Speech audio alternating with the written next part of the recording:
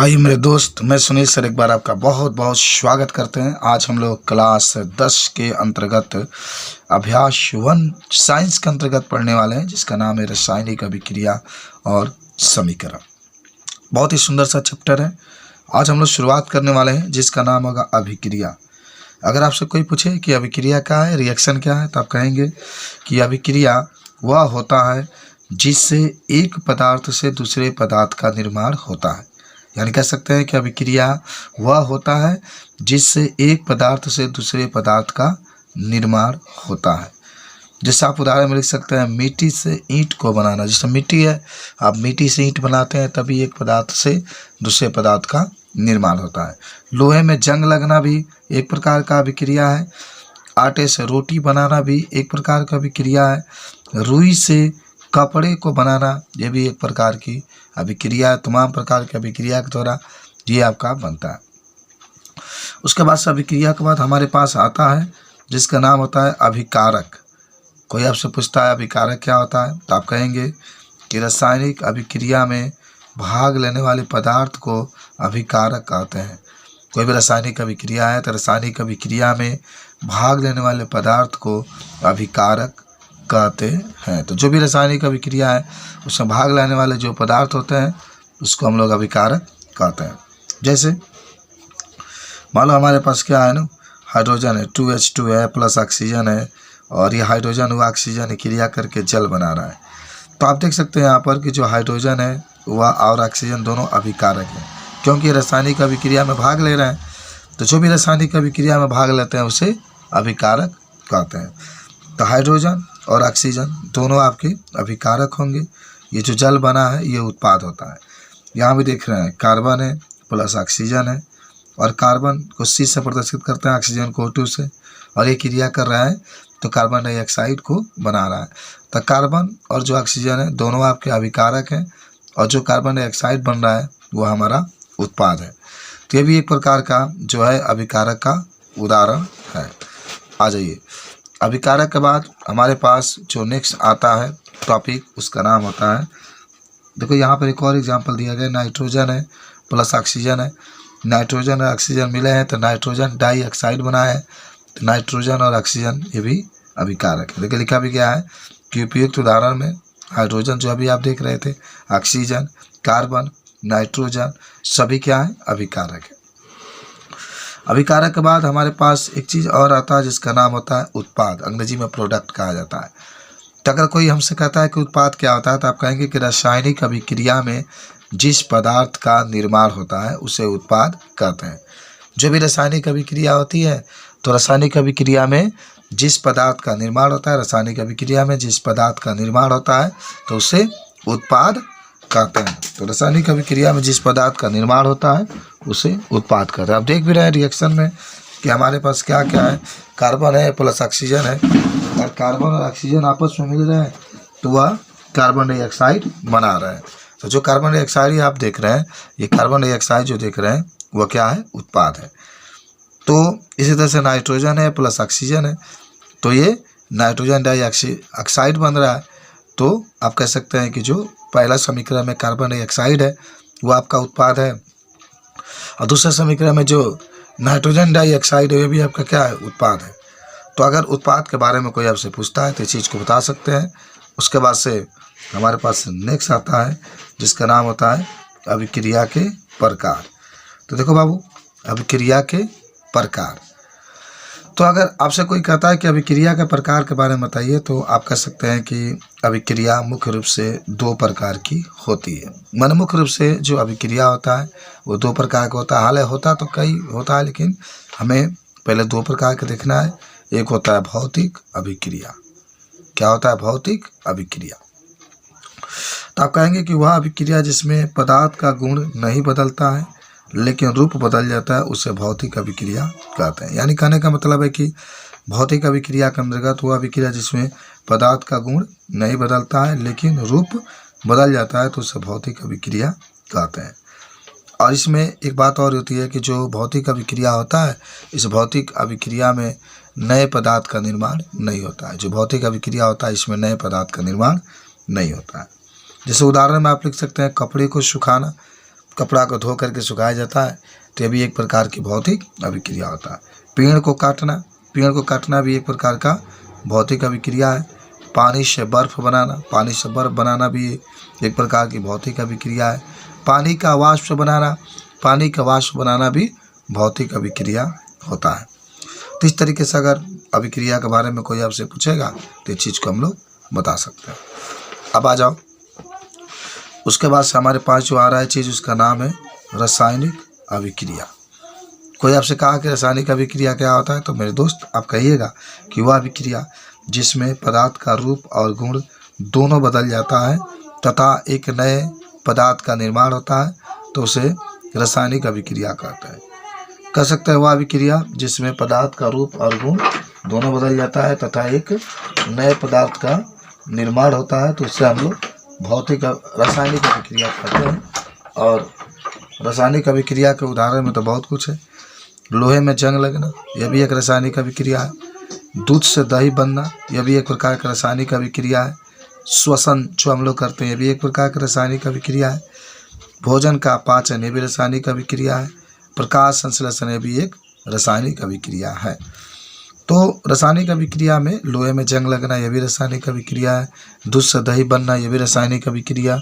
श्वसन हुआ, भोजन का पाचन हुआ, प्रकाश संश्लेषण हुआ, ये जितने हम लोग देख रहे हैं सब एक प्रकार का रासायनिक अभिक्रिया होता है। उसके बाद से हमारे पास आने वाला है एक और टॉपिक जिसका नाम होगा रासायनिक समीकरण। तो आप कहेंगे कि जब रासायनिक अभिक्रिया को समीकरण के रूप में लिखा जाता है तो उसे रासायनिक समीकरण कहते हैं। जब रासायनिक अभिक्रिया को समीकरण के रूप में लिखा जाता है तो उसे रासायनिक समीकरण कहते हैं। जो आप रासायनिक समीकरण देख रहे थे, इसके आप उदाहरण भी लिख सकते हैं। Carbon plus oxygen, carbon dioxide. देखिए बाबू, यहाँ कार्बन को हमने प्रतीक के रूप में लिखा है, प्लस ऑक्सीजन को O2 के रूप में लिखा है, तो यहाँ पर कार्बन डाइऑक्साइड बना है। और आपने कहा भी है कि जब हम लोग किसी तत्व या किसी पदार्थ को प्रतीक के रूप में लिखते हैं, समीकरण के रूप में लिखते हैं, तो उसी को रासायनिक समीकरण कहते हैं। यहाँ कार्बन प्लस ऑक्सीजन तो CO2 लिखा गया है। फिर हाइड्रोजन प्लस क्लोरीन, तो यहाँ पर 2HCl लिखा गया, हाइड्रोक्लोरिक अम्ल का निर्माण हुआ। ये हाइड्रोजन है, ये क्लोरीन है, तो हाइड्रोक्लोरिक अम्ल का निर्माण हुआ है। उसके बाद से हमारे पास एक नया चीज़ आता है जिसका नाम होता है शब्द समीकरण।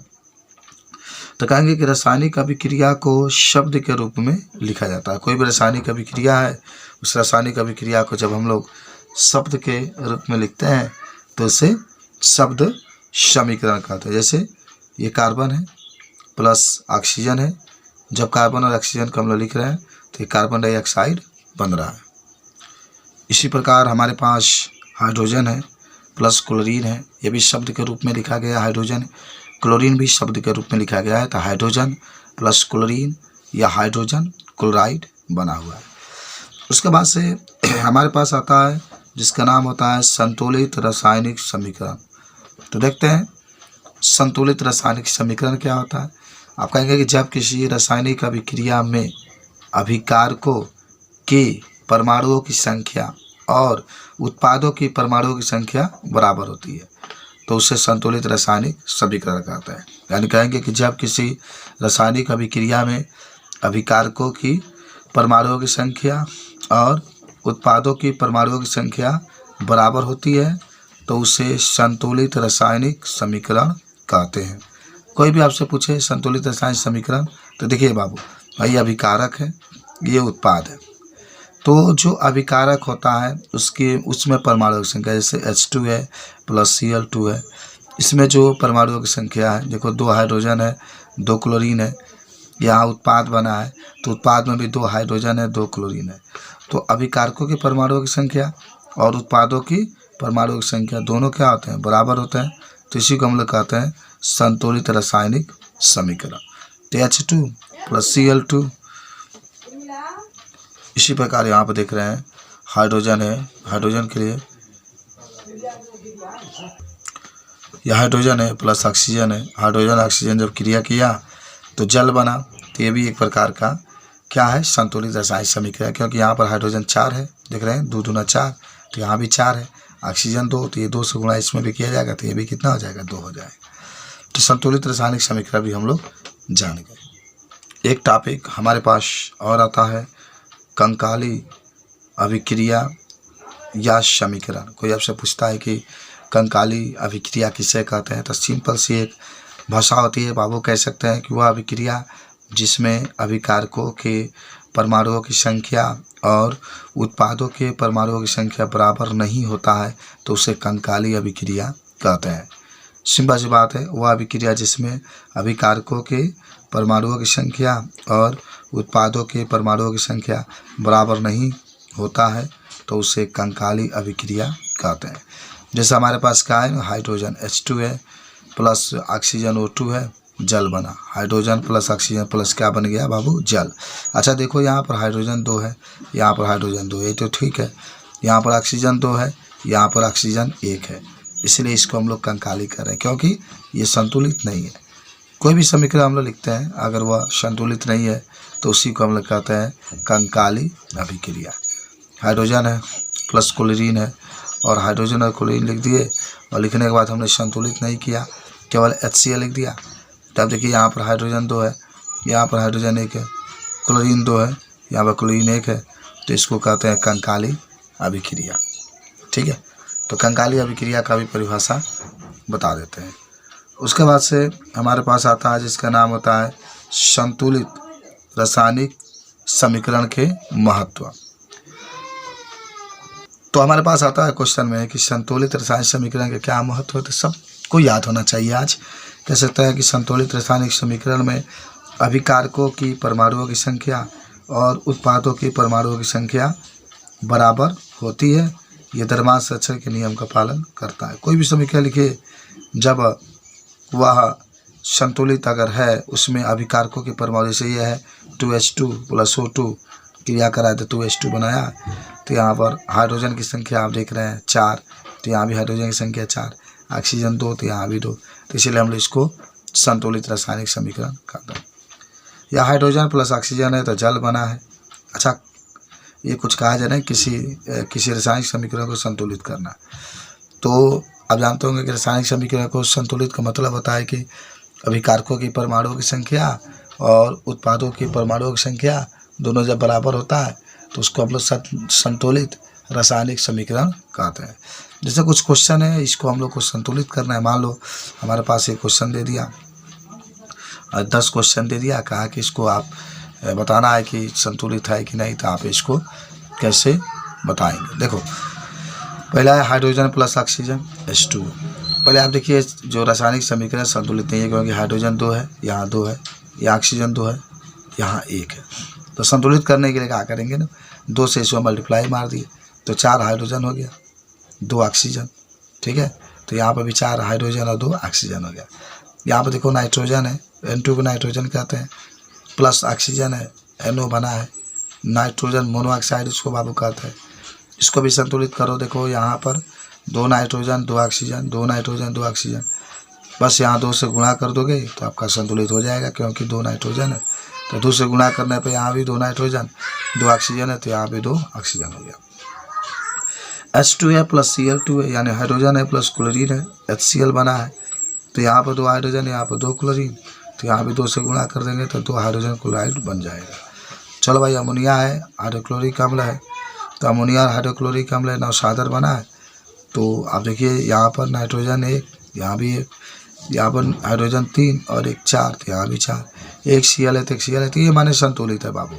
अमोनिया इसको कहा जाता है, इसको हाइड्रोजन क्लोराइड कहा जाता है और ये नौसादर आपका बना हुआ है। उसके बाद से calcium oxide CaO plus carbon dioxide आप इसमें ऐड किए CO2, तो हमारे पास बना कैल्शियम कार्बोनेट CaCO3 बन गया।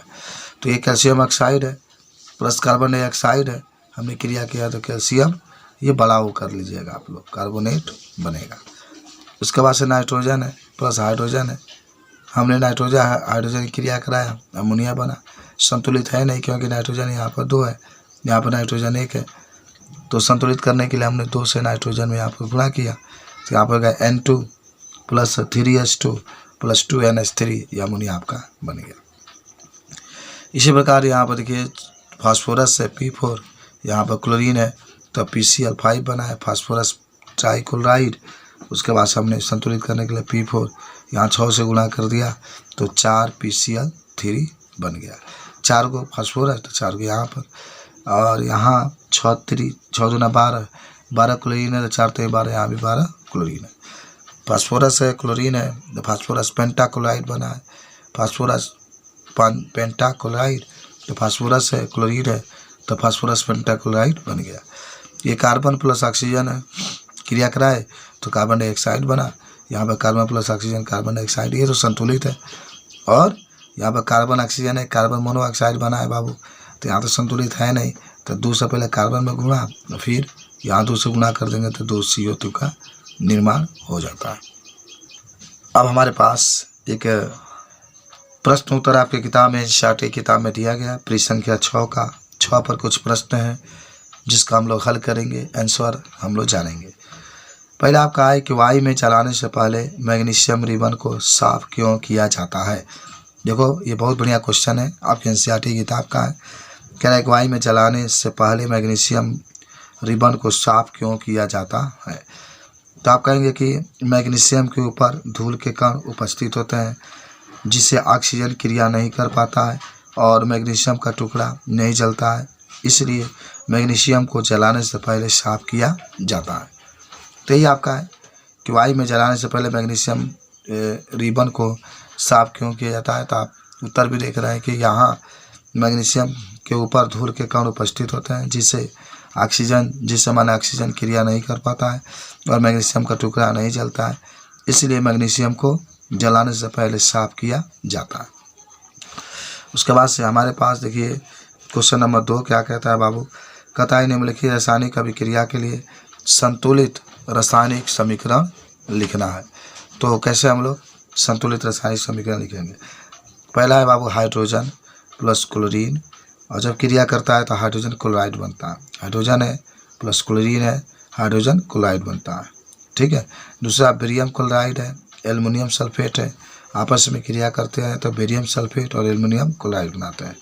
तीसरा सोडियम है प्लस जल है, क्रिया करते हैं तो सोडियम हाइड्रोक्साइड बनता है प्लस हाइड्रोजन गैस बाहर निकलता है। तो देखो आ जाओ, इसको हम लोग क्या करते हैं, पहले तो सबसे पहले जो आपके पास है हाइड्रोजन है प्लस क्लोरीन है, तो आप हाइड्रोजन के लिए H2 लिख लो। ध्यान दो यहाँ पर जो हाइड्रोजन है, इस हाइड्रोजन के लिए हम लोग क्या लिखेंगे यहाँ पर H2।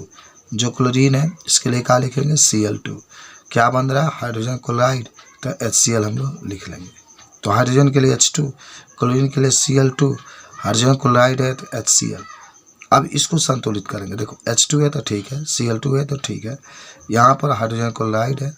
अगर इसको संतुलित करना है तो बस 2 से गुणा कर दीजिए तो ये आपका संतुलित हो गया, क्योंकि 2 हाइड्रोजन यहाँ पर, 2 हाइड्रोजन यहाँ पर, 2 क्लोरीन यहाँ पर, तो 2 क्लोरीन यहाँ पर भी हो गया। अच्छा आप दूसरा देखिए बेरियम क्लोराइड है, तो बेरियम क्लोराइड के लिए आप लिखेंगे BaCl2। बेरियम के लिए B है, क्लोराइड के लिए Cl2। तो बेरियम क्लोराइड किया तो BaCl2।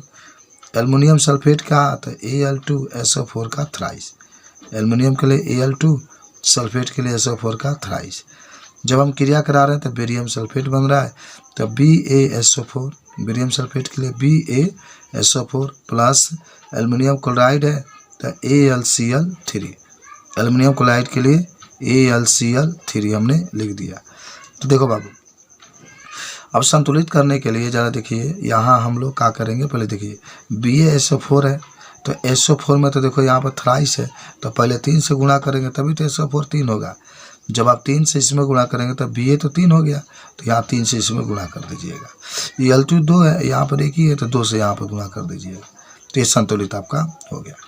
अच्छा देखो तीसरा नंबर देखो सब लोग, सोडियम है प्लस जल है। तो आप सभी लोग जानते होंगे कि जो सोडियम है, सोडियम को हम लोग किससे प्रदर्शित करते हैं, Na से। तो चलो भाई Na लिख दिया। सोडियम कहा तो Na लिख दिया हमने, सोडियम कहा तो Na लिख दिया, जल कहा तो H2 हमने लिख दिया। और क्या बना सोडियम हाइड्रोक्साइड, तो सोडियम हाइड्रोक्साइड कहा तो NaOH हमने लिख दिया। सोडियम हाइड्रोक्साइड के लिए NaOH। हाइड्रोजन कह रहा है तो हाइड्रोजन के लिए हमने H2 लिख दिया, ठीक है। अब मुझे इसे क्या करना है, संतुलित करना है। तो संतुलित करने के लिए क्या है ना, 2 से गुणा कर दीजिए, क्योंकि जब सोडियम हाइड्रोक्साइड कह रहा है तो हाइड्रोजन गैस निकला है तो हाइड्रोजन को संतुलित करने के लिए 2 से गुणा, यहाँ भी 2 से, तो 2 सोडियम, तो 2 यहाँ से कर दो 2 सोडियम, 2 ऑक्सीजन, तो यहाँ भी 2 ऑक्सीजन, लेकिन हाइड्रोजन 2 यहाँ पर 2 यहाँ पर 4, तो आपने 2 गुणा किया तो यहाँ भी हाइड्रोजन कितना आ गया, 4 आ गया। अच्छा आ जाओ क्वेश्चन नंबर अब 3 पर आ जाते हैं बाबू।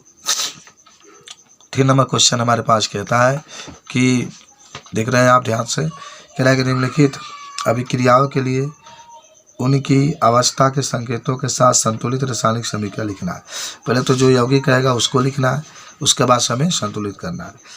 इसमें पहला क्वेश्चन कहता है कि जल में बेरियम क्लोराइड तथा सोडियम सल्फेट के विलयन अभिक्रिया करके सोडियम क्लोराइड का विलयन तथा अघुलनशील बेरियम सल्फेट का अवक्षेप बनाता है। बात समझ रहे हैं? तो दूसरा क्या, तो देखो बाबू, पहले जैसे क्वेश्चन क्या उसको हम लोग लिखते हैं। कह रहा है कि जल में बेरियम क्लोराइड, तो बाबू आप जानते होंगे बेरियम क्लोराइड जो होता है, बेरियम क्लोराइड का सूत्र होता है BaCl2। जब बेरियम क्लोराइड का तो इसका सूत्र क्या होता है BaCl2। सोडियम सल्फेट कहेगा तो सोडियम सल्फेट के लिए Na2SO4, तो बेरियम क्लोराइड के लिए BaCl2 प्लस सोडियम सल्फेट के लिए Na2SO4।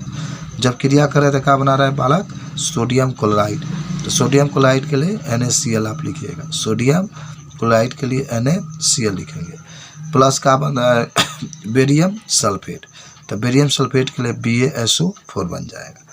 तो बेरियम क्लोराइड जब भी कहेगा तो BaCl2, सोडियम सल्फेट कहेगा तो Na2SO4, क्या बना रहा है नमक, तो NaCl बन रहा है प्लस BaSO4 बन रहा है। ठीक है, संतुलित हो गया, क्योंकि 2 यहाँ पर Na2 है तो यहाँ भी 2 Na है, 2 Cl2 है तो यहाँ भी 2 Cl2 है, 2 आपके पास 1 SO4 है तो यहाँ भी 1 SO4, 1 बेरियम तो 1 बेरियम हो गया। अच्छा देख लो, अब आते हैं हम लोग सेकेंड नंबर क्वेश्चन पर।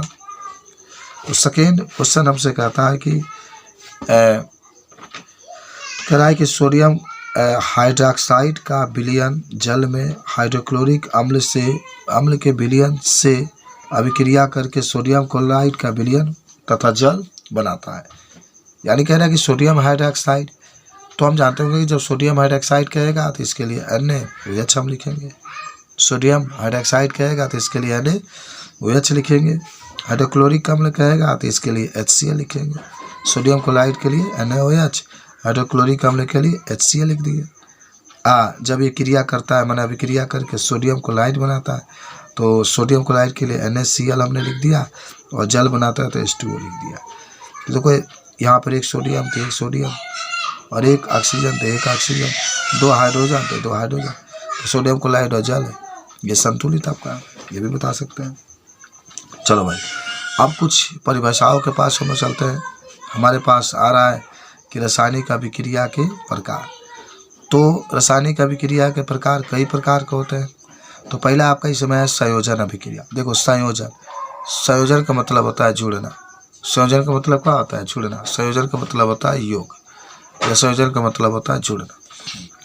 कह सकते हैं कि वह अभिक्रिया जिसमें 2 या 2 से अधिक पदार्थ मिल करके केवल एक यौगिक या पदार्थ का निर्माण करते हैं तो उसे संयोजन अभिक्रिया कहते हैं। माना वह अभिक्रिया जिसमें 2 या 2 से अधिक पदार्थ मिल करके केवल एक यौगिक या एक पदार्थ का निर्माण करते हैं तो उसे संयोजन अभिक्रिया कहते हैं। माने संयोजन का मतलब होता है जुड़ना, वो जुड़ेंगे और जुड़ करके केवल एक यौगिक या एक ही पदार्थ का निर्माण करेंगे। देखो बाबू, जैसे कैल्शियम ऑक्साइड है, एक ये पदार्थ हुआ, और कार्बन डाइऑक्साइड है CO2, एक ये हुआ, ये बड़ा कर लीजिएगा, थोड़ा सा मिस्टेक हुआ होगा, और बन रहा है क्या, कैल्शियम कार्बोनेट CaCO3। तो कैल्शियम ऑक्साइड है प्लस कार्बन डाइऑक्साइड है, और इसने क्रिया किया तो क्या बन गया, कैल्शियम कार्बोनेट। देखो एक ही यौगिक बन रहा है, माने एक ही उत्पाद बनना चाहिए, माने मिल करके केवल एक ही उत्पाद। हाइड्रोजन H2 है प्लस ऑक्सीजन है O2, तो ये क्या बना रहा है, जल बना रहा है।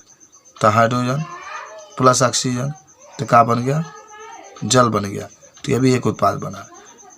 कार्बन है प्लस ऑक्सीजन है, कार्बन है प्लस ऑक्सीजन है, कार्बन प्लस ऑक्सीजन आपस में मिल रहे हैं तो केवल एक ही उत्पाद बन रहा है, कार्बन डाइऑक्साइड। तो ये सब जितने हमने देखा ये सब किसके उदाहरण है, तो ये सब उदाहरण आपके हैं संयोजन अभिक्रिया के। यानी 2 या 2 से अधिक पदार्थ मिलेंगे या तत्व मिलेंगे या यौगिक मिलेंगे, केवल एक ही यौगिक का निर्माण करते हैं, तो इसे हम लोग कहते हैं संयोजन अभिक्रिया। वियोजन अभिक्रिया अब हम लोग पढ़ने चल रहे हैं। पहला तो संयोजन पढ़ लिए थे बालकों, आज हम लोग वियोजन अभिक्रिया पढ़ेंगे। तो वियोजन का मतलब होता है टूटना। जब भी वियोजन की बात करेगा, वियोजन का मतलब होता है टूटना। जब कोई एक ही पदार्थ ऊष्मा, ताप और विद्युत पाकर कई भागों में टूट जाता है तो उसे वियोजन अभिक्रिया कहता है। मैंने क्या कहा कि जब कोई केवल एक ही पदार्थ हो, केवल एक पदार्थ हो और वह पदार्थ ऊष्मा, ताप और विद्युत पाकर कई भागों में टूट जाता है तो उसे वियोजन अभिक्रिया कहते हैं। जैसे हमारे पास है कैल्शियम कार्बोनेट CaCO3, हमने इसको गर्म किया, हमने इसको ऊष्मा दिया तो ये कैल्शियम ऑक्साइड में टूट गया, CaO प्लस कार्बन डाइऑक्साइड में क्या हो गया, टूट गया। तो इसको हम लोग क्या कहते हैं, तो इसको हम लोग कहते हैं वियोजन अभिक्रिया। समझ रहे हो ना?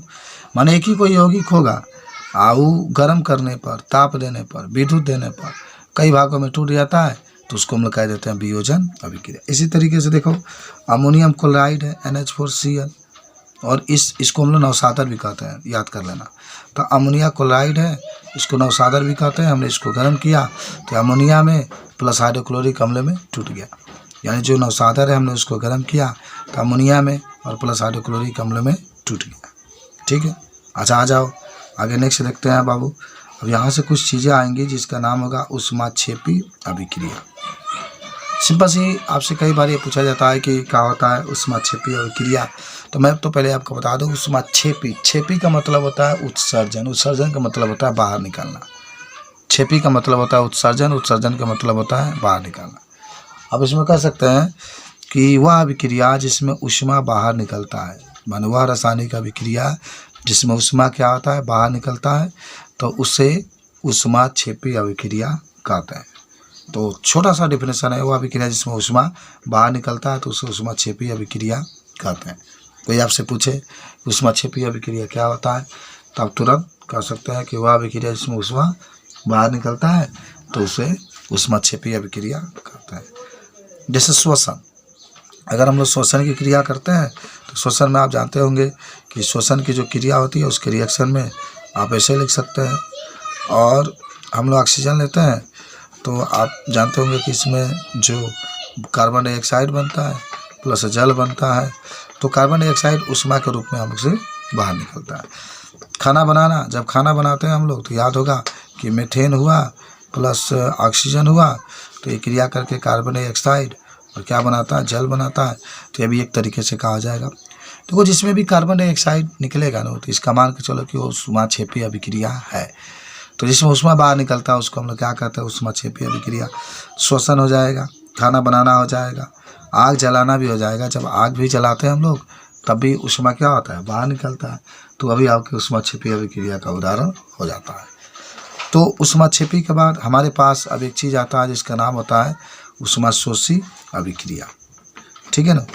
तो ऊष्माशोषी अभिक्रिया में वो अभिक्रिया जिसमें ऊष्मा अवशोषित होती है। देखो नाम से ही पता चल रहा है ऊष्माशोषी। तो ऊष्माशोषी का मतलब होता है कि जिसमें ऊष्मा को क्या किया जाता है, अवशोषित किया जाता है, ग्रहण किया जाता है। तो वह अभिक्रिया जिसमें ऊष्मा अवशोषित होता है उसे ऊष्माशोषी अभिक्रिया कहते हैं। या जिसमें ऊष्मा को ग्रहण किया जाता है तो उसे ऊष्माशोषी अभिक्रिया कहते हैं। तो वह अभिक्रिया जिसमें ऊष्मा अवशोषित होती है उसे ऊष्माशोषी अभिक्रिया कहते हैं। जैसे बर्फ़ को खाना, आदमी बर्फ़ को खाने का मतलब होता है कि जब बर्फ़ खाया जाता है तो जो बर्फ़ होता है वह मुंह के जो तापमान होता है अधिक होता है उसको क्या करता है, खींचता है। बर्फ़ जो होता है मुंह के जो तापमान होता है उसको खींचता है। तो इसलिए ऊष्मा को खींच रहा है, ऊष्मा को अवशोषित कर रहा है। इसलिए बर्फ़ के खाना जो उदाहरण होगा वह ऊष्माशोषी अभिक्रिया का उदाहरण होगा। तो इस सब ऊष्माशोषी अभिक्रिया के बारे में भी हम लोग बता सकते हैं। अच्छा आ जाओ अब हम लोग कुछ पाठरहित प्रश्न के बारे में हल करने वाले हैं। देखो कहता है कि पृष्ठ संख्या आपके हैं 11। इस 11 पर कुछ प्रश्न दिए गए हैं जिसका हम लोग क्या करेंगे, आज उत्तर लिखेंगे। देखो हमारे पास क्वेश्चन क्या कहता है, क्वेश्चन ये कहता है कि किसी पदार्थ X के विलयन का उपयोग सफ़ेदी करने के लिए होता है तो पदार्थ X का नाम तथा इसका सूत्र लिखना है। मान सफ़ेदी का मतलब होता है कि जो घर होते हैं ना, घरों पर पेंट किया जाता है, सफ़ेद रंग के जो पेंट होते हैं उसका पेंट किया जाता है। तो उसका मन कह रहा है किसी पदार्थ x के विलयन का उपयोग सफ़ेदी करने के लिए होता है। तो कह रहा है कि पदार्थ x का नाम तथा इसका सूत्र लिखिए। तो देखिए बहुत छोटा सा आंसर होगा कि पदार्थ x का नाम, जब आप बाज़ारों में जाओगे ना तो इसी रूप में मिलेगा, कैल्शियम ऑक्साइड।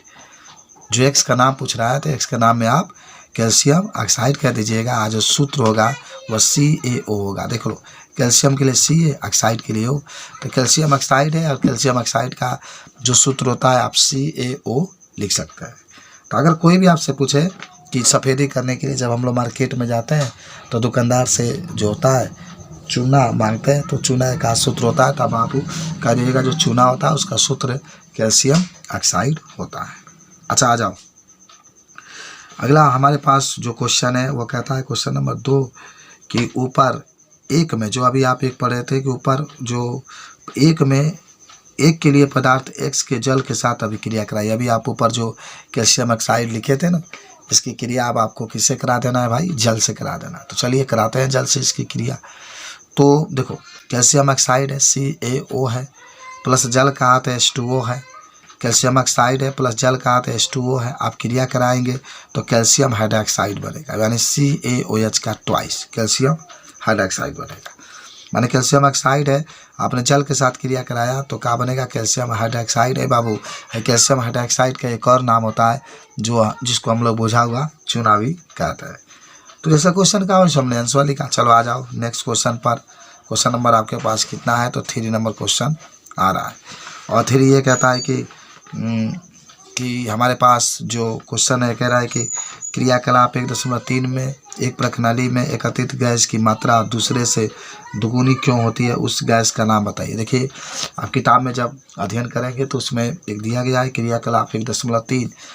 तो प्रश्न कह रहा है क्रियाकलाप 1.3 में एक प्रणाली में एकत्रित गैस की मात्रा दूसरे से दुगुनी क्यों है, उस गैस का नाम बताइए।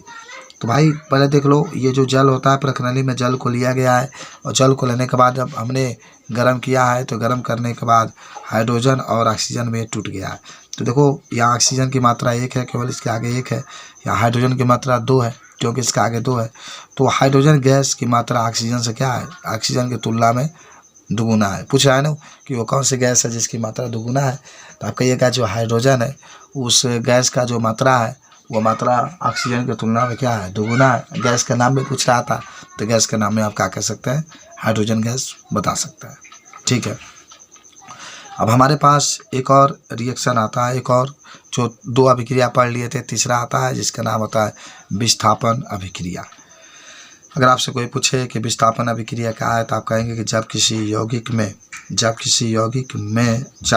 यौगिक से एक तत्व को हटाकर, माने एक तत्व जो है कोई यौगिक है क्रियाशील तत्व, उस यौगिक से एक तत्व को हटाकर उसके जगह पर स्वयं चला जाता है तो उसे विस्थापन अभिक्रिया कहते हैं। देखो पहले तो ये समझो कि जब भी विस्थापन की बात करता है तो विस्थापन का मतलब होता है कि अलग करना। विस्थापन का मतलब होता है अलग करना। विस्थापन का मतलब होता है हटाना। विस्थापन का मतलब होता है कि दूर भगाना। तो आप कह सकते हैं कि जब किसी यौगिक से माने जो क्रियाशील तत्व होता है एक तत्व को हटाकर उसके जगह पर स्वयं चला जाता है तो उसे विस्थापन अभिक्रिया कहते हैं। जैसे सोडियम है और हाइड्रोक्लोरिक अम्ल है। देखो मैं बताता हूँ, सोडियम है, हाइड्रोजन क्लोराइड है। तो सोडियम है, हाइड्रोजन क्लोराइड है। हाइड्रोजन जो क्लोराइड है एक प्रकार का यौगिक है। हाइड्रोजन क्लोराइड एक प्रकार का यौगिक है। और जो हम लोग सोडियम देख रहे हैं, सोडियम एक प्रकार का क्रियाशील तत्व है। तो सोडियम क्या कर रहा है यहाँ पर? जो हाइड्रोजन क्लोराइड का जो कम क्रियाशील तत्व है, जो हाइड्रोजन आप देख रहे हैं, उसको हटा दिया है और उसके जगह पर स्वयं चला गया। देखो यहाँ पर सोडियम इस हाइड्रोजन की जगह पर स्वयं चला गया, NaCl हो गया है और प्लस यहाँ से हाइड्रोजन गैस बाहर निकल गया। ठीक है ना? तो इसका नाम क्या होगा? इसका नाम होगा सोडियम क्लोराइड। थोड़ा सा मिस्टेक हो गया यहाँ पर लिखने में, आप सोडियम क्लोराइड लिख देंगे। ठीक है, और हाइड्रोजन गैस क्या हो गया? बाहर निकल गया। तो सिंपल सी बात आपकी विस्थापन अभिक्रिया में कि क्रियाशील जो तत्व होता है किसी यौगिक से एक तत्व को हटाकर उसके जो जगह पर स्वयं चला जाता है तो उसको हम लोग क्या कहते हैं? तो उसको हम लोग विस्थापन अभिक्रिया कहते हैं। अब हमारे पास आज का नेक्स्ट जो रासायनिक अभिक्रिया का प्रकार है उसका नाम है द्विविस्थापन अभिक्रिया। तो अगर आपसे कोई कहे कि द्विविस्थापन अभिक्रिया क्या है तो आप इसमें कह सकते हैं कि जब किसी 2 यौगिक के बीच तत्वों का, धातुओं का, आयनों का आदान प्रदान होता है तो उसे द्विविस्थापन अभिक्रिया कहते हैं। क्या कहेंगे कि जब किसी दो यौगिक के बीच तत्वों का, परमाणुओं का आदान प्रदान होता है तो उसे क्या कहते हैं हम लोग, तो उसे द्विविस्थापन अभिक्रिया कहते हैं। तो जब किसी दो यौगिकों के बीच तत्वों का आदान प्रदान होता है तो उसे द्विविस्थापन अभिक्रिया कहते हैं। जरा सोचो, उदाहरण में क्या हम लोग लिख सकते हैं, याद करो, NaCl, सोडियम क्लोराइड, ठीक है। तो सोडियम क्या है, क्लोराइड है, और ये पोटेशियम हाइड्रोक्साइड से क्रिया कर रहा है। ये भी एक यौगिक है, ये भी एक यौगिक है। जब हम लोग क्रिया करेंगे तो सोडियम जो होगा पोटेशियम को हटा देगा और पोटेशियम जो होगा सोडियम को हटा देगा। आपने कहा भी है द्विविस्थापन का मतलब होता है कि दो यौगिकों का हटना, दो तत्वों का हटना। अभी आप एक विस्थापन पढ़े थे, उसी विस्थापन को हम लोग एकल विस्थापन अभिक्रिया भी कहते हैं। तो NaCl है, KOH है, NaCl भी एक यौगिक है, KOH भी एक यौगिक है। तो जो Na है K को हटा देगा, K Na को हटा देगा, तो हमारे पास जो यौगिक बनेगा उसका नाम होगा NaOH, sodium hydroxide plus KCl, potassium hydroxide. तो एक तो सोडियम हाइड्रोक्साइड बना और एक पोटेशियम क्लोराइड हमारे पास बन गया, ठीक है। अच्छा, आ जाओ आगे बढ़ते हैं हम लोग। उसके बाद से हमारे पास जो अगला टॉपिक होता है उसका नाम होता है, देख लो ध्यान से, उपचयन अभिक्रिया। अच्छा, आ जाते हैं, ये भी देख लेते हैं कि आखिर उपचयन अभिक्रिया होता क्या है। देखो, उपचयन अभिक्रिया कई बार बोर्ड के एग्जाम में पूछा जाता है, तो इसलिए हम लोग इसको तैयारी बहुत बढ़िया तरीके से करेंगे और कहेंगे कि जब किसी तत्व के साथ, याद करो बाबू, जब किसी तत्व के साथ ऑक्सीजन जुड़ जाता है तो उसे क्या कहते हैं हम लोग, उपचयन अभिक्रिया कहते हैं। जब कोई भी तत्व है उस तत्व के साथ ऑक्सीजन जुड़ जाता है तो उससे हम लोग उपचयन अभिक्रिया कहते हैं। छोटा डिफिनेशन है कि संसार में बहुत ऐसे अभिक्रिया होंगे जो उपचयन होते हैं, जिससे तत्व जो होता है, जो पदार्थ होता है, वह खराब हो जाता है। तो आपका छोटा सा डिफिनेशन था और आपने बता भी दिया कि जब किसी तत्व के साथ ऑक्सीजन जुड़ जाता है तो उससे उपचयन अभिक्रिया कहते हैं। जैसे देखो, यहाँ पर हाइड्रोजन है H2 प्लस ऑक्सीजन है O2। जब ये क्रिया कर रहा है तो क्या बन रहा है, जल बन रहा है। क्या बना, जल। तो ज़रा देखो, यहाँ पर हाइड्रोजन है, ऑक्सीजन है, यहाँ पर ऑक्सीजन अलग है और यह हाइड्रोजन है और ऑक्सीजन आकर इसके साथ क्या हो गया, जुड़ गया। तो इसी को हम लोग कहते हैं कौन सी अभिक्रिया, उपचयन अभिक्रिया। क्योंकि ये प्लस बता रहा है बाबू, जो प्लस देख रहे हैं ये प्लस ही बता रहा है कि हाइड्रोजन अलग है, ऑक्सीजन अलग है, लेकिन यहाँ जो ऑक्सीजन आके जुड़ गया इसलिए इसको उपचयन अभिक्रिया कहता है। चलो भाई, ये मैग्नीशियम है, ये ऑक्सीजन है, ये मैग्नीशियम है, ये ऑक्सीजन है। तो मैग्नीशियम अलग है प्लस ऑक्सीजन अलग है और यहाँ पर मैग्नीशियम ऑक्साइड बना है। तो मैग्नीशियम ऑक्साइड जो बना है ये आपका उपचयन अभिक्रिया का उदाहरण होगा, क्योंकि मैग्नीशियम के साथ ऑक्सीजन आके जुड़ गया। ये सोडियम और ऑक्सीजन है, सोडियम है प्लस ऑक्सीजन है, सोडियम अलग ऑक्सीजन अलग। देखो ये है, जब क्रिया हुआ है तो सोडियम ऑक्साइड बना है, 2NO2O, सोडियम ऑक्साइड बन गया। कैल्शियम है, ऑक्सीजन है, कैल्शियम है, ऑक्सीजन है। जब कैल्शियम और ऑक्सीजन है आपस में मिल रहे हैं तो कैल्शियम ऑक्साइड बना रहा है, कैल्शियम ऑक्साइड। कैल्शियम और ऑक्सीजन, कैल्शियम अलग है, ऑक्सीजन अलग है, कैल्शियम ऑक्साइड एक साथ मिल गया। पोटेशियम है, के देख लो, ऑक्सीजन है तो पोटेशियम अलग है, प्लस ये बताता है ऑक्सीजन अलग है, तो पोटेशियम ऑक्साइड बना, K2O बन गया। उसके बाद हमारे पास आता है जिसका नाम होता है उपचयन अभिक्रिया। तो अगर कोई आपसे अपचयन अभिक्रिया भी आपसे कोई पूछे तो इसके भी आप बता सकते हैं कि अपचयन अभिक्रिया क्या होता है। तो आप कह सकते हैं कि जब किसी यौगिक से ऑक्सीजन अलग हो जाता है, जब कोई भी यौगिक हो उस यौगिक से ऑक्सीजन अलग हो जाता है तो उसे अपचयन अभिक्रिया कहते हैं। तो जब किसी यौगिक से ऑक्सीजन अलग हो जाता है तो उसे अपचयन अभिक्रिया कहते हैं। जैसे हमारे पास क्या है ना, मैग्नीशियम ऑक्साइड है, क्या है, मैग्नीशियम ऑक्साइड 2MgO। देखो इसमें ऑक्सीजन एक साथ जुड़ा हुआ है, जो मैग्नीशियम ऑक्साइड देख रहे हैं इसमें ऑक्सीजन एक साथ जुड़ा हुआ है। जब क्रिया हो रहा है तो मैग्नीशियम के साथ ऑक्सीजन जो है बाहर निकल जा रहा है, तो इसीलिए इसको हम लोग कौन सी अभिक्रिया कहेंगे, अपचयन अभिक्रिया। क्यों कहेंगे, क्योंकि ऑक्सीजन बाहर निकल गया है। तो जब ऑक्सीजन बाहर निकल रहा है तो इसलिए हम लोग इसको उपचयन अभिक्रिया कहते हैं। उसके बाद आगे आ जाओ बाबू, कैल्शियम ऑक्साइड है, कैल्शियम के साथ ऑक्सीजन जुड़ा है, क्रिया हो रहा है तो कैल्शियम अलग हो जा रहा है और ऑक्सीजन अलग हो जा रहा है, तो इसको भी अपचयन अभिक्रिया कहेंगे। सोडियम ऑक्साइड है, सोडियम के साथ ऑक्सीजन जुड़ा हुआ है, इसके साथ सोडियम अलग हो जा रहा है, ऑक्सीजन अलग हो जा रहा है। तो इस सब जितने भी आप रिएक्शन देख रहे हैं उसको हम लोग कहते हैं अपचयन अभिक्रिया। ठीक है, आ जाओ आगे। अब एक होता है रेडॉक्स अभिक्रिया। कौन सी अभिक्रिया, रेडॉक्स अभिक्रिया। तो रेडॉक्स अभिक्रिया हम क्या कहेंगे कि वह अभिक्रिया जिसमें उपचयन और अपचयन दोनों उपस्थित होता है तो उसे रेडॉक्स अभिक्रिया कहते हैं। जब भी आपसे पूछा जाएगा रेडॉक्स अभिक्रिया, तो वह अभिक्रिया जिसमें उपचयन और अपचयन दोनों उपस्थित होते हैं तो उसे रेडॉक्स अभिक्रिया कहते हैं। जरा देखो, कैल्शियम ऑक्साइड है प्लस हाइड्रोजन है, तो कैल्शियम ऑक्साइड का कॉपर ऑक्साइड है, कॉपर ऑक्साइड है Cu प्लस हाइड्रोजन है, और यहाँ पर कॉपर अलग हो गया प्लस जल बना है। तो मुझे बताओ कि कॉपर ऑक्साइड था तो कॉपर के साथ ऑक्सीजन जुड़ा है, लेकिन आप रिएक्शन में देख रहे हैं कि यहाँ से ऑक्सीजन अलग हुआ, तो कॉपर ऑक्साइड का क्या हो गया, अपचयन हो गया। कॉपर ऑक्साइड का अपचयन हो गया, या हाइड्रोजन का उपचयन हो गया, क्योंकि हाइड्रोजन यहाँ पर अकेले था और यहाँ पर इसके साथ ऑक्सीजन जुड़ गया, तो ये उपचयन अभिक्रिया हो गया। इसी तरीके से हमारे पास एक और उदाहरण है, जिंक ऑक्साइड है, कार्बन से क्रिया कर रहा है, तो जिंक ऑक्साइड है, कार्बन से क्रिया कर रहा है तो जिंक बन रहा है और कार्बन मोनोऑक्साइड बन रहा है। तो यहाँ देखिए ऑक्सीजन अलग हो रहा है तो अपचयन हो रहा है, जिंक ऑक्साइड का अपचयन हो रहा है क्योंकि यहाँ से ऑक्सीजन बाहर निकल रहा है, बात समझ रहे। और जो कार्बन है उसका उपचयन हो रहा है क्योंकि कार्बन के साथ ऑक्सीजन क्या हो रहा है, जुड़ रहा है, तो इसीलिए इसका उपचयन हो रहा है। तो यही होता है आपका रेडॉक्स का अभिक्रिया, जिसमें उपचयन और अपचयन दोनों प्रकार की अभिक्रिया होती है। ठीक है, अच्छा आ जाओ, अगला जो टॉपिक हमारे पास है उसका नाम है संक्षारण। ठीक है ना, तो संक्षारण क्या होता है, देखो आप कहेंगे कि जब वायु और जल की उपस्थिति में, याद करो सब लोग, जब वायु और जल की उपस्थिति में लोहे से बनी हुई वस्तुओं में जंग लग जाती है तो उसे संक्षारण कहते हैं। इसमें चमकीली धातु नष्ट हो जाती है तब, तथा लोहे के बनी हुई वस्तुएं जैसे पुल या मूर्ति या भवन इत्यादि भी नष्ट हो जाते हैं। तो आपने कहा संक्षारण में कि जब वायु और जल की उपस्थिति में लोहे से बनी हुई वस्तुओं में जंग लग जाती है तो उसे संक्षारण कहते हैं। इसमें चमकीली धातु नष्ट हो जाती है तथा लोहे से बनी हुई वस्तु जैसे पुल, मूर्ति, भवन इत्यादि नष्ट हो जाती है, तो इसे हम लोग संक्षारण कहते हैं।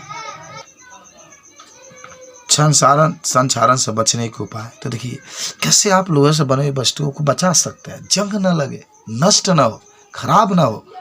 तो इसके लिए कुछ उपाय हम लोग करते हैं। पहला है कि हमें लोहे से बनी हुई वस्तुओं को पेंट कर देना चाहिए। जैसे लोहे से बनी हुई वस्तुएं जो है, जब उसको हम लोग पेंट कर देंगे तो ये वस्तुएं जो होती है उस पर पानी नहीं रुकेगा, हवा नहीं रुकेगा। बाबू एक और बात याद रखना, संक्षारण तभी होगा जब नमी और वायु दोनों उपस्थित होंगे। तो लोहे से बनी हुई वस्तुएं पर पेंट कर देने से वस्तुएं नष्ट खराब नहीं होती है। और दूसरा है, हमें लोहे से बनी हुई वस्तुओं पर ग्रीस लगा देना चाहिए।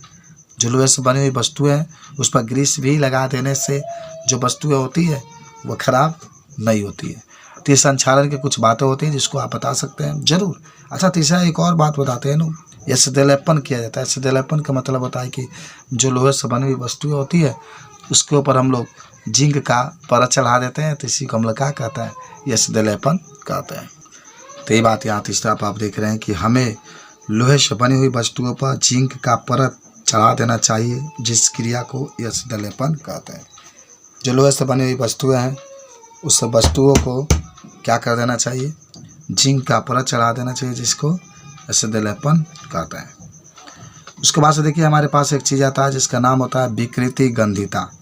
विकृति गंधिता ये इस पाठ का अंतिम टॉपिक है। इसके बाद से ये पाठ समाप्त हो जाएगा। विकृति गंधिता है, आप कहेंगे कि जब ऑक्सीजन की उपस्थिति में, देख लो बाबू, जब ऑक्सीजन की उपस्थिति में खाने वाले पदार्थ खराब हो जाते हैं तो उससे विकृति गंधिता कहता है।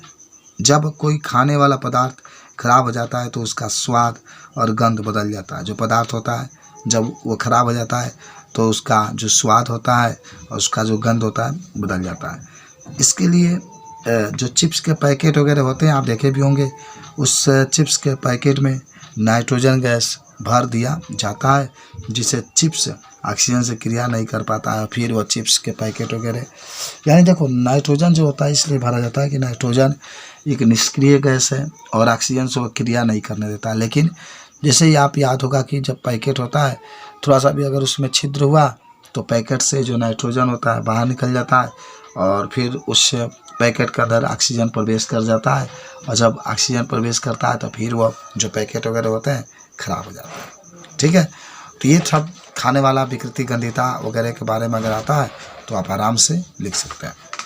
आ जाओ। अब देखिए ध्यान से, हमारे पास पृष्ठ संख्या 15 का कुछ क्वेश्चन है, इसको हल करते हैं तब हम लोग आगे बढ़ते हैं। देखिए तो क्वेश्चन हमारे पास फर्स्ट ही कहता है कि जब लोहे के कील को कॉपर सल्फेट के विलयन में डुबाया जाता है तो विलयन का रंग क्यों बदल जाता है। बहुत सिंपल सा ये क्वेश्चन आपके पास है, कई बार ये प्रश्न पूछा जाता है। जब लोहे के कील को कॉपर सल्फेट के विलयन में डुबाया जाता है तो ये छोटा सा क्वेश्चन भी आपसे पूछा जाता है कि अच्छा देखो एक चीज़ हम बता देते हैं, कोई भी ऐसे क्वेश्चन पूछे कहता है कि रंग बदल जाता है तो इसका मतलब हुआ है कि अभिक्रिया हुआ है। रंग बदल जाता है तो इसका मतलब अभिक्रिया हुआ है, और अगर कहता है कि रंग नहीं बदला है तो अभिक्रिया नहीं हुआ है। इसमें कह रहा है रंग बदल जाता है तो अभिक्रिया हुआ है। तो देखो उत्तर में कैसे आप लिखेंगे, आप लिखेंगे इसमें कि जब लोहे के कील को कॉपर सल्फेट के विलयन में डुबाया जाता है तो लोहे के कील कॉपर सल्फेट के विलयन से क्रिया करके कॉपर को विस्थापित कर देता है, इसलिए विलयन का रंग बदल जाता है। एकदम निश्चित रूप से है, समझ रहे हैं कि जब माने लोहा का कील है, देखो ये कॉपर सल्फेट का विलयन है, जब कॉपर सल्फेट का विलयन के लिए आप लिखेंगे तो CuSO4 लिखेंगे। ये कॉपर सल्फेट है, कॉपर सल्फेट का विलयन है, और इस कॉपर सल्फेट के विलयन में आपने किया क्या, हमने ये किया कि इसमें लोहा मिला दिया, Fe मिला दिया। तो कॉपर सल्फेट के विलयन में जब हमने Fe को मिलाया, लोहा को मिलाया, तो हमने देखा कि फेरस सल्फेट बन गया प्लस कॉपर बना, कॉपर अलग हुआ। कॉपर अलग का मतलब हुआ कि Fe कॉपर से क्रिया किया, कॉपर कम क्रियाशील होता है ना, Fe अधिक क्रियाशील होता है, तो Fe अधिक क्रियाशील है तो कॉपर को हटाएगा, निश्चित रूप से हटाएगा क्योंकि क्रियाशील है ये। तो कॉपर सल्फेट से कॉपर को हटा दिया, और फेरस सल्फेट बन गया, कॉपर अलग हो गया, तो क्रिया तो हुआ यहाँ पर। अच्छा क्रिया हुआ है तो क्या होगा, विलयन का रंग बदल जाएगा। बात समझ रहे? अगर यहाँ पर सोचो, अगर यहाँ पर FeSO4 होता, कॉपर से क्रिया करता, तो कॉपर उससे क्रिया करता, FeSO4 होता है, Fe तो बहुत क्रियाशील है, कॉपर से अधिक क्रियाशील है, तो कॉपर तो Fe को हटा नहीं पाता, तो वो उस समय आप कहते हैं कि विलयन का रंग नहीं बदल पाया, लेकिन इस समय आपको विलयन का रंग बदल जाता है क्योंकि कॉपर कम क्रियाशील है, Fe अधिक क्रियाशील है, तो Fe इसको हटा देगा। ठीक है, अच्छा आ जाओ नेक्स्ट क्वेश्चन पर। क्वेश्चन नंबर हम लोग आते हैं सेकेंड के पास।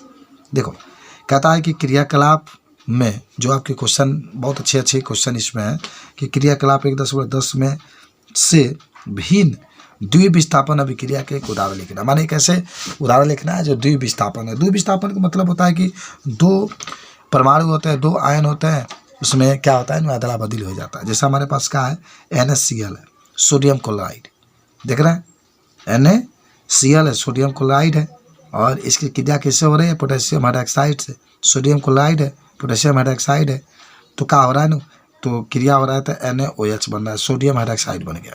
क्या बन गया, सोडियम हाइड्रोक्साइड बन गया, प्लस KCl बन गया, पोटेशियम क्लोराइड बना। तो ये जो क्रिया होती है उसको द्विविस्थापन अभिक्रिया कहते हैं। ठीक है, इसलिए कह रहे हैं क्योंकि Na भी अलग, Na अलग होकर के माने K और N दोनों अलग अलग हो गए। यहाँ तो NaCl था, यहाँ KOH था, यहाँ आपको दिखाई दे रहा है कि Na के साथ OH आ गया, यानी K हट गया और Na K के जगह पर आ गया, K Na के जगह पर जाकर KCl बना लिया। नाम तो देख ही रहे हैं, इसको सोडियम क्लोराइड होता है, पोटेशियम हाइड्रोक्साइड होता है, सोडियम OH के लिए हाइड्रोक्साइड लिखेंगे, पोटेशियम क्लोराइड लिखते हैं। चलो ये भी क्वेश्चन हमारा कंप्लीट हुआ। आ जाओ क्वेश्चन नंबर, आ जाओ बालको, नए क्वेश्चन पर चलते हैं। क्वेश्चन नंबर हमारे पास अब जो आ रहा है उसका नाम होगा, क्वेश्चन नंबर देख रहे हैं 8 नंबर है, 3 नंबर है, 3 नंबर क्वेश्चन है। निम्न अभिक्रियाओं में उपचयित तथा अपचयित पदार्थों का पहचान करना। देखो आपने पढ़ा है कि जब भी उपचयित की बात करेगा तो उपचयित का मतलब होता है कि उसमें ऑक्सीजन आकर जुड़ेगा, कोई भी तत्व होगा उसमें ऑक्सीजन आकर जुड़ेगा तो हम उसको उपचयित अभिक्रिया कहते हैं। अपचयित की बात करेगा तो जो भी तत्व होगा यौगिक होगा उससे ऑक्सीजन बाहर निकलेगा तो उसको हम लोग अपचयित अभिक्रिया कहते हैं। जरा देखो बाबू, एक पहले तो आपका लिखा है सोडियम है, ठीक है, ऑक्सीजन से क्रिया किया है और सोडियम ऑक्साइड बन गया। अब बताओ यहाँ सोडियम के साथ ऑक्सीजन जुड़ा है या सोडियम अलग है ऑक्सीजन अलग है, तो सोडियम के साथ ऑक्सीजन जुड़ा है तो क्या कहेंगे कि यह सोडियम का उपचयन हुआ है। यहाँ सोडियम का क्या हुआ, उपचयन हुआ। क्यों हुआ, क्योंकि सोडियम के साथ ऑक्सीजन क्या हुआ, जुड़ गया। देखो यहाँ पर, तो जब किसी तत्व के साथ ऑक्सीजन जुड़ जाता है तो आपको याद होगा उसको उपचयन कहते हैं। तो यहाँ पर जो है सोडियम का क्या हुआ है, उपचयन हुआ है, क्योंकि सोडियम के साथ ऑक्सीजन जुड़ गया है। अच्छा देखो ये कॉपर ऑक्साइड है, कॉपर ऑक्साइड है, यह हाइड्रोजन से क्रिया किया, कॉपर ऑक्साइड है, यह हाइड्रोजन से क्रिया किया। जब कॉपर ऑक्साइड हाइड्रोजन से क्रिया किया तो कॉपर है प्लस जल है, कॉपर बना प्लस जल बना, कॉपर बना प्लस जल बना। ये कॉपर के साथ अपचयन हुआ है, क्योंकि इसके साथ हाइड्रोजन गैस क्या हुआ है, अलग उपचयन हुआ है, हाइड्रोजन गैस आपका अलग हुआ है। ठीक है, तो ये जो क्वेश्चन थे, आज जो टॉपिक था उसको आज हम लोगों ने समाप्त किया। जो अगला वीडियो होगा, अगले वीडियो में हम लोग जो पढ़ेंगे उसका नाम होगा अभ्यास प्रश्न। बस इतना रहने दीजिए, धन्यवाद।